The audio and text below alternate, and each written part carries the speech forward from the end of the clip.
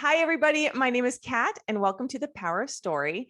And as a longtime journalist, author, and book coach, I see story everywhere I go. But in recent years, I've seen how story can transform lives and businesses. And so that's what I want to explore with you and my guests through this series is how you can create the life and the business and the legacy of your dreams using story. And today I'm really excited to have with me Frank Rose. Frank is the author most recently of The Sea We Swim In: How Stories Work in a Data-Driven World, a book that explores the concept of narrative thinking and why it matters all the more in a world defined by data. He teaches global business executives as a faculty director of Columbia University's Executive Education Seminar, Strategic Storytelling, and he heads the Digital Dozens Awards program at Columbia's pioneering Digital Storytelling Lab. His previous book, The Art of Immersion, was a landmark work on technology and the evolution of narrative. Frank, thank you so much for being on the show.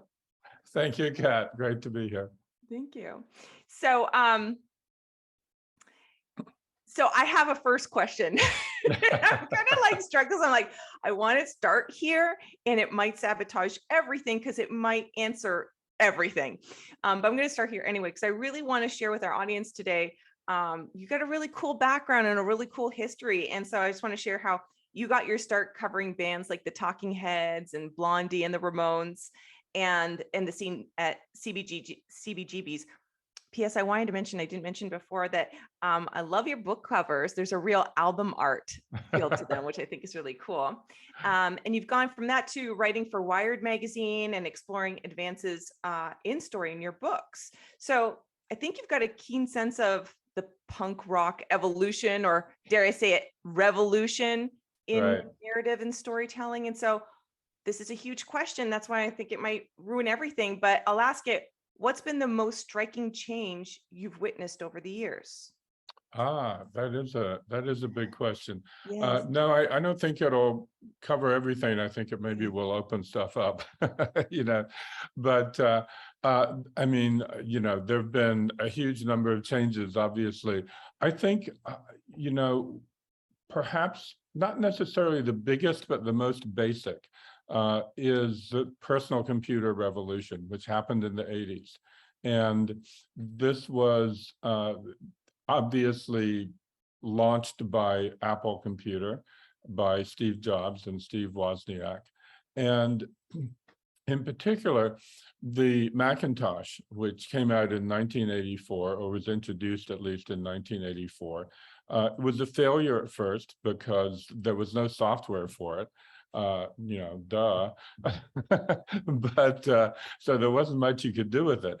But it has completely, I think, redefined, ultimately what we can do. How we can put stuff together, how we can communicate, all of these things. And everything else, I mean, obviously there was no internet at the time except for the ARPANET, which was basically, military and university people. And, so that wasn't even anticipated at that point, I don't think. But the sort of personal empowerment that the PC or the Apple II and then the Macintosh gave us is really something that, without that, nothing. Right. Yeah, you can almost forget it. You can almost take that for granted. Right. Of course. Yeah. Of course. Personal empowerment. I love that. And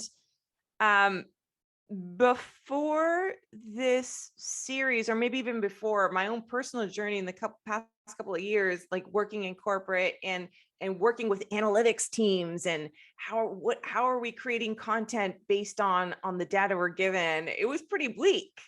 And so, but yeah, I'm just really curious about what you're seeing about how data is changing our stories, or how are we consolidating, or this relationship between data and content and stories. I'm curious what you can share. Sure, that's a great question, because the thing about stories is they're all about emotion. Stories get us emotionally, and that's how they hook us. And data obviously is not about emotion. It can, measure emotion perhaps in certain circumstances, but the ability to, for example, use data to tell a story is, I think, it's so complicated and so challenging. I think most people don't begin to even think about it. We have a module within the strategic storytelling program about data storytelling. And the trick, in a nutshell, I suppose, is to, to use data to tell, to make an emotional connection with your audience. And That sounds uh, contradictory. I'm like, how? right, exactly. Well, we have a wonderful woman in London named Valentina De Filippo, who teaches this hour-long module, and we're actually thinking of expanding it into a course on its own. But an example I can give, and this is a historical example, there was a map that was drawn by a French engineer in the 1860s that displayed Napoleon's invasion of Russia, which was a huge disaster, a total disaster. He started out with, I think, correct me if I'm wrong here, but I think 400,000 men, and he returned with 10,000. Mm. Most of them either deserted or froze to death. Horses froze to death. It was just a total disaster.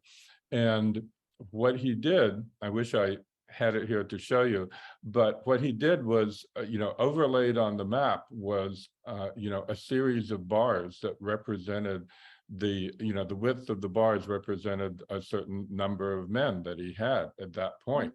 And it gets narrower and narrower and narrower until finally there's just like this tiny little line coming back.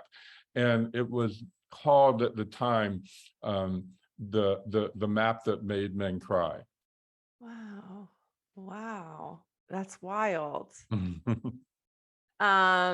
That's incredible. Like, I'm kind of just seeing that, yeah, like the story and the data overlaid, like you're saying, right? Yeah. Right. And of course, he did it for a French audience, and so they were familiar with, people were, even though it was about 50 years later, people were sort of familiar with the story, but they tended to forget it. And of course, in the 19th century in particular, there was this huge thing about glory and military and all of that stuff, which Napoleon certainly epitomized and personified.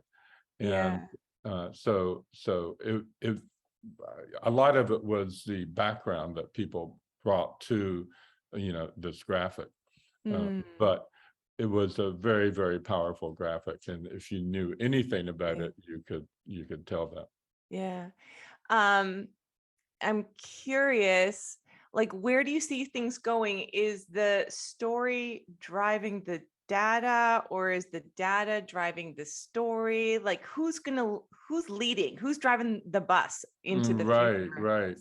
Interesting. I'm going to twist that around just a little bit, because I want to talk about facts versus emotions. And so data obviously is facts, but we are very reluctant, people in general, all kinds of people are very reluctant to accept facts that don't fit in with their worldview.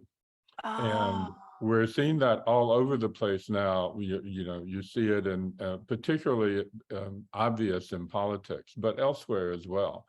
And there have been some quite interesting research, neuroscience research into this, this situation. And one of the things that they've discovered is that it's easy to tell, it's relatively easy to tell, a fake story, a fake news story. It's easy to tell if it's fake. It's not that hard. There are giveaways, there are tells, all over the place. But that doesn't matter because people want to believe what they want to believe.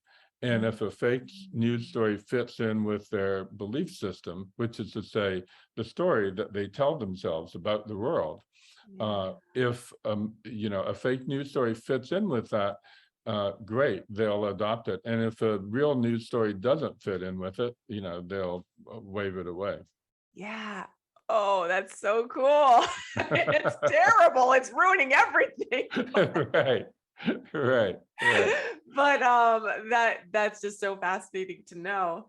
Um, so well, did we I don't know if we went there, but did we go there? We didn't really go there. How is the internet changing storytelling? Right.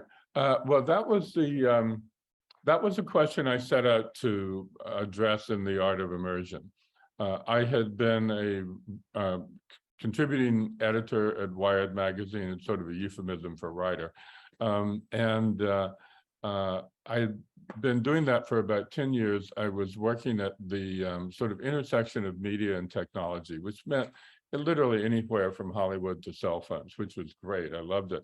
And, I went to Japan and reported on, iMode. I, interviewed Steven Spielberg and was on a movie set for War of the Worlds, and so forth. So that was great. At a certain point, I realized from stories that I was reporting that the way people were telling stories was changing, and changing because of the internet. And that's why I set out to write The Art of Immersion. I didn't fully understand it, but I knew there was something there. I could just tell. And one example that I wrote about for Wired was alternate reality games, the rise of alternate reality games, and which are these very, very elaborate fictions that play out both online and in the real world. They're usually connected to, a movie or a record album or something like that. They're sort of marketing, but they're much more than marketing as well.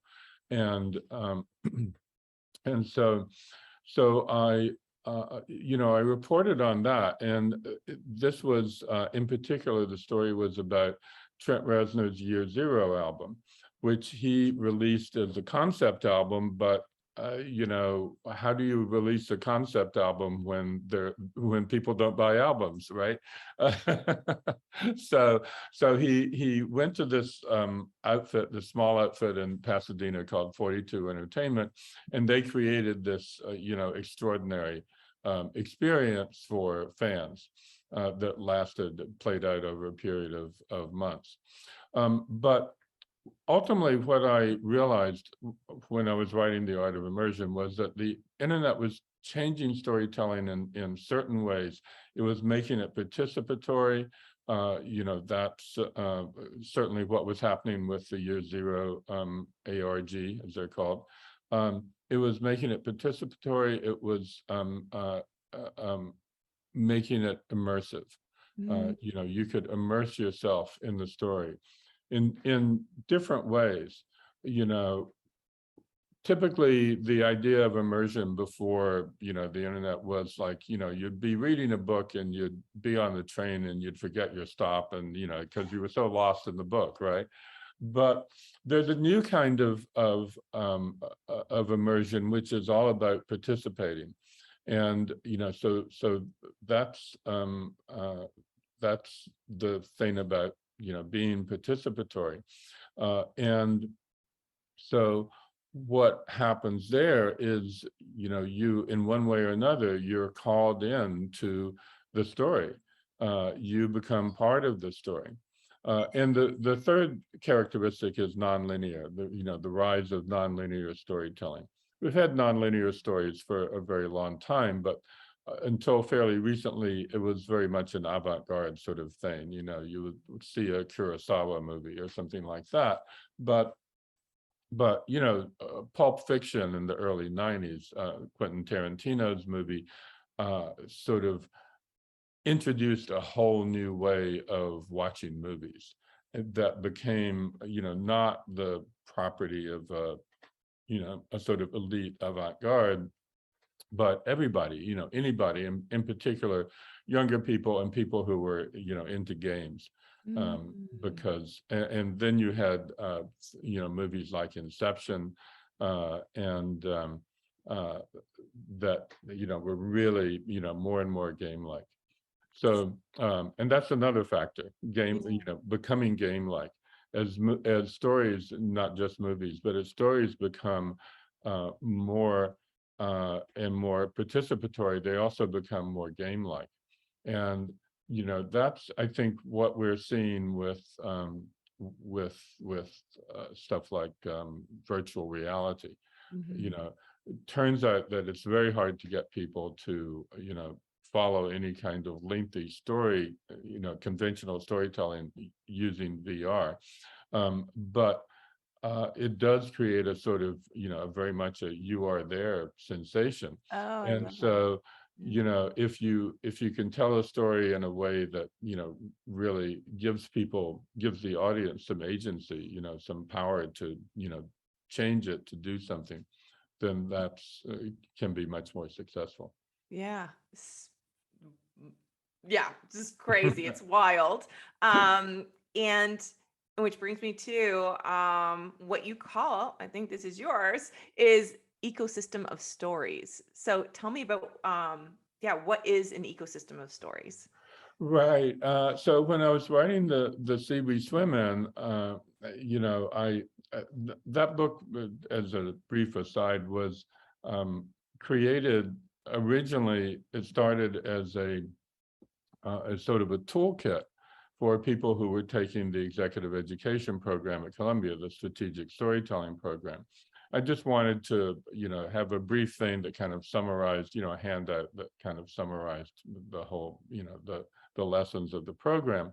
And then I realized it could actually, turn into a book for people who, for one reason or another, weren't able to take the program. So, that's kind of what happened there. But one of the things that I got more and more fixated on as the program developed, was this idea of a platform, a narrative platform, and Mm. essentially what you have, and you can look at, it's particularly obvious with entertainment products, but entertainment, movies, video games, that sort of thing, television shows, but it crops up in all sorts of places. But basically, you have a story that's told in uh, in one form, and usually it's some kind of one-to-many broadcast type form, like a movie or a television show or a book or whatever. And but then there are all these other sort of ancillary stories around it that sort of expand on the main story and that bring people in and Mm. and give them, as I say, give them some agency, some power to sort of decide or help decide where the story goes. And so I mean, an example I use in class is The Walking Dead. The Walking Dead was originally, of course, a comic series. Then it became a television show. It became a huge hit. The biggest cable show, the first cable show ever to get a bigger audience than a broadcast TV show. And they created all this stuff around it, from webisodes. They created a talk show about the show called Talking Dead, right? That aired, right after the show. They, video games, mobile games, just all kinds of stuff. And that's what that's what I really mean by an ecosystem of stories. It's, you don't just tell one story anymore, and this is I think very much influenced by the internet. but you tell a story in myriad different ways. And this is what Henry Jenkins calls transmedia. Henry Jenkins, of course, being a professor at University of Southern California in LA, who wrote a sort of a defining book called Convergence Culture back in the aughts at some point. And so that's really what I was trying to get across with the idea of an ecosystem of stories, and I further the idea that you could create a sort of a narrative platform, that what this ecosystem does is give you a platform, a sort of, ad hoc platform that's built on top of, everything from television to the internet to, social media like Twitter and so forth, that you can use to, tell your story and to draw people into it. Fascinating. My mind is reeling right now. I just love the phrase, like I just love those two words, narrative platform. I don't know. There's something really there's so much possibility in that. I get really excited about. Right. Why is story important in the world today? Perhaps more than ever? I think it's not necessarily more important now than ever. I think it's always been critical, but what has happened in the last 10, 15 years in particular is that people have become more and more aware of how important it is. Now, the reason it's important is because we use stories to define our sense of reality, to define ourselves and the world around us. We tell ourselves stories, we tell each other stories, we, believe them or not.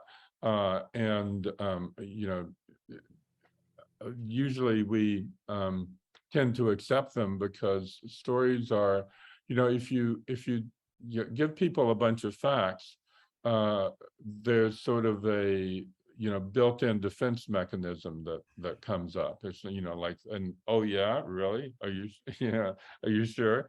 But stories are the opposite. Stories have this, they encourage what Coleridge called the willing suspension of disbelief, right? And so when you hear a story, you're at least temporarily sort of inspired to forget whether you believe something or not and just accept it for what it is. And then you can, after it's over, you can, believe it or not. But it tends to disarm people in that way. Yeah. I was just gonna say, that's what was coming up for me in that moment. It's cool and it's scary. It's like it's right. a huge power and a huge responsibility for whoever is using it in that way. There's a narratologist at the University of Sydney who once wrote a paper, which in academic papers are not known for like pithy observations, right? But he wrote a paper which contained the sentence, "Nothing is less innocent than a story." Yeah, that's wild. Yeah. Yeah, again, like through this series, I'm just like seeing so much beauty that's possible and people coming together. Like I see it can be used in the best ways, but yes, there's that disarming element where right. Hopefully everybody has the best of intention because it's that powerful. Right. Yeah. Exactly. And yes, absolutely, it can bring people together, and certainly does. Yeah. Gosh, I could just keep going. I'm trying to watch the clock and be respectful. But maybe I will. I kind of have two more questions I want to get to. We'll see. Quickly, what kind of stories do you see audiences craving today?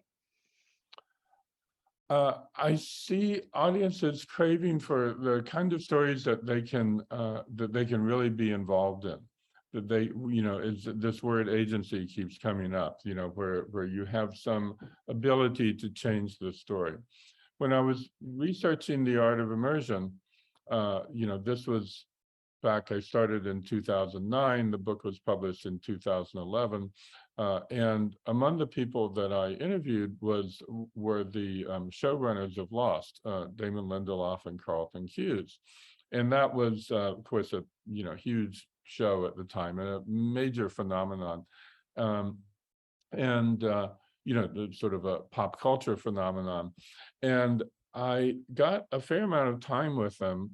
I went to their, bungalow at the Disney lot, where ABC is in LA in Burbank, and they were just great.